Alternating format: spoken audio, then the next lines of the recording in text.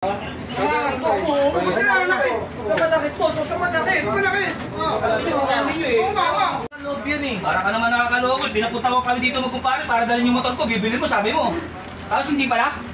Kukunin ko naman yan, boss eh. Eh, problema kasi, nung pinay-start namin yan, may problema sa loob. Wala ka nang pagawa pa Walang namin sira yan. Inayos namin yan. Inayos namin yan bago ibenta sa'yo dahil hindi naman pwede kami magbenta. Ano Hindi yan ayos. Boss, ano yung ingay sa loob ng makina yan? Alam ka namang maingay lang yan. Hindi namin kukunin yan, boss. Mo yan, pre. Kaya nga, boss, kaya nga pumayag kami na dito yung, yung kitaan sa lugar Ikaw ninyo. inikot mo? Wala namang problema? Boss, narinig ko na may problema. Boss, hindi na nga mapaandar kanina. Tsaka sa picture, ang ganda-ganda na ito. Tingnan po kasi. Wala naman po kwenta. Boss, may pera dito, boss. May pera dito. Ito yung pera, boss. Ayan, pera yan, boss. Kukunin ko naman yan eh. Kumpleto papeles namin. Walang problema. Dinala namin dito para makuha mo na. Boss, ang ganda kasi nito sa boss, sa picture na sinend mo sa akin. Hindi ko naman nakalain na may sira sa makina to eh.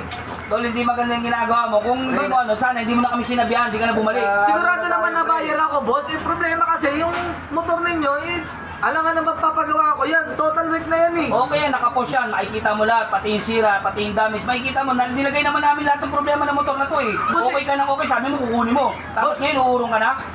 Hindi mo naman sinama yung yung sira ng makina eh.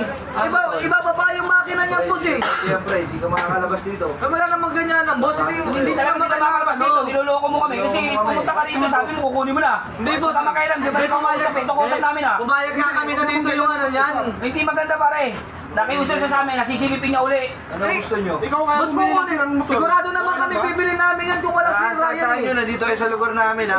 Huwag mo na palabasin yan. Nyo kami, boss. Kayo pa nagsabi, doon kami na pupunta sa inyo. Huwag mo palabasin. Ba't hindi nyo napapalabasin dito eh? Sigurado naman yung kayo may problema, sir.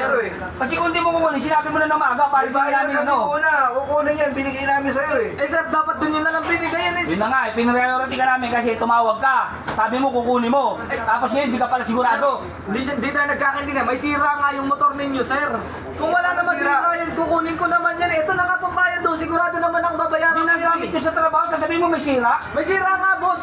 Napating ka naman, oh. Boss, may hingin kasi Loko mo yata kami. Para naman kayo Hindi ka makakalabas Sir, dito talaga. subukan mo yung motor mo, sir. Kung ano yung ingay Ano, mo. hindi ka makakalabas dito, tanda mo yan. Uy, ba't hindi ako makakalabas dito, sir? Sabi mo, pupunta ka rin, tumaayos tayo, tapos ngayon, magulo na. Eh, hindi naman kayo maayos kausap, sir. Ang ganda-ganda nung... Nakapos lahat, naka-skirts yan, nakapos yan. Makikita mo lang kung hindi ka kukunin mo o hindi. Hindi namin tinatawag ang damage niyan. Tapos tayo, sir. Hindi ko kukunin yung motor, sir. Hindi ko kukunin yung motor. Kahit ano mangyari, sir. Hindi ko kukunin yung motor. tumawag na tayo ng Hindi, pre, ano ka ng barangay doon, pre? Kasi...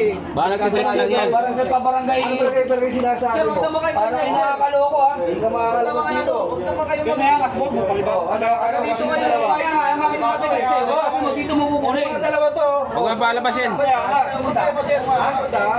Hindi, barangay doon, pre.